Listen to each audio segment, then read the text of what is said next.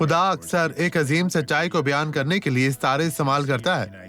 وہ یہاں یسایہ 60 آیت 8 میں در ذیل کہتا ہے، یہ کون ہے جو بادل کی طرح اڑے چلے آتے ہیں اور جیسے کبوتر اپنی قابو کی طرف بادل آتا ہے۔ ہمیں یہ بھی نہیں معلوم کہ وہ کہاں سے آتا ہے یا کہاں جا رہا ہے، لیکن یہ کم از کم تھوڑی سی تازگی لاتا ہے جب یہ ہمارے اوپر سے گزرتا ہے اور وہ سایہ دیتا ہے اور ہوا پھر ہماری مدد کرتی ہے۔ اور مزید کہتا ہے، یہ خدا کی نعمت ہے جو آپ پر آ رہی ہے۔ آج آپ ایک نئی زندگی شروع کر سکتے ہیں۔ خدا، میں دوبارہ شروع کرنا چاہتا ہوں۔ میں غلطیوں، ٹھوکریں کھا کر تھک گیا ہوں اور میں چاہتا ہوں کہ خدا مجھے برکت دے۔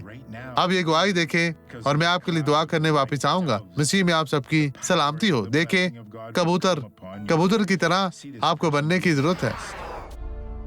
گھٹنوں میں درد، ٹانگوں میں درد۔ آج یہاں کیسے پہنچی تھی؟ جی میں اس طرح بہت آہستہ چل کر یہ آئی۔ ختم ہوا۔ خدا کا شکر ہے، خدا آپ تیرا ٹھیک ہو؟ شکر ہو۔ تو بہانہ بنائے آپ یہاں کیسے آئی تھی؟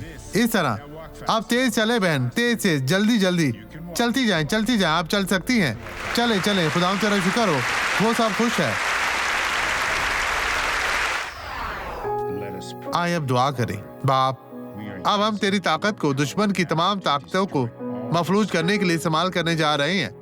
تو ان تمام طاقتوں کو ختم کر، اس بدی کو ختم کر، اس شخص کو بدی چھوڑ دے، چلی جا، کبھی بھی واپس نہ آنا۔ اور میں تجھے یسوع کے نام میں حکم دیتا ہوں کہ اب کی زندگی سے چلی جا، یسوع کے نام میں۔ اور آپ کہیں آمین۔